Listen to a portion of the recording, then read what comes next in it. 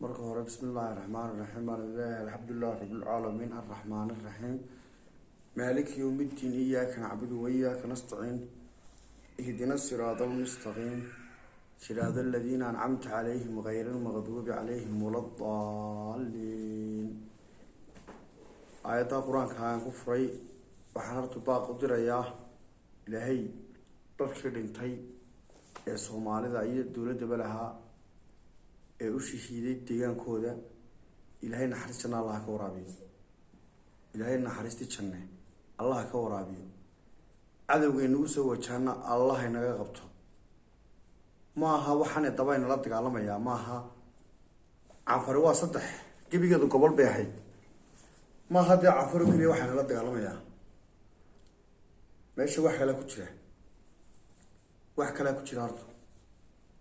marka waxaan leeyahay anoo baaq u diray walaalahayga reejigjiga ama deegaanka meel kasta joogaanba anoo baaqayga u diraya waxaan leeyahay maanta ayaynu chance haysanaa dadna hay Soomaali waa markaan Soomaali ku hadlayaa taanu inaan meel kale aan ka hadlin maanta ayaynu chance haysanaa chance keena soo ah maanta Ethiopia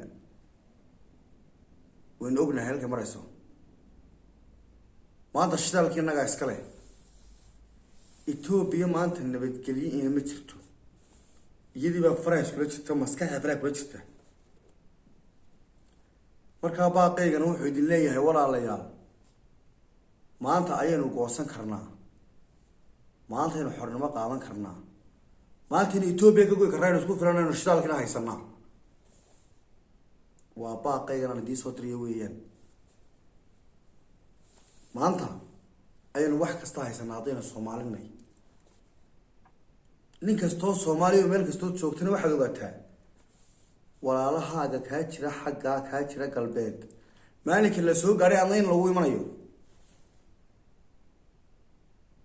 war maanta aynu mid ka haan maanta dhibaatada haysata walaaladeen mid ka haan waa baaqaygan anoo ku hadlaya codka Soomaaliga afka Soomaaliga anoo ku hadlay weeyaan codka afka Soomaaliga luqadda Soomaaliga laga hadlan ku hadlayaan maanta aynu mid ka haano dhibaatada taagan waynu arkaynaa xaaladdu say ku sugantayna waynu arkaynaa maalinba meelba ka bilaabmaysa Ethiopia nabadgelyo ma noqonayso tuma sano damaanay xataa nabad hayn Ethiopia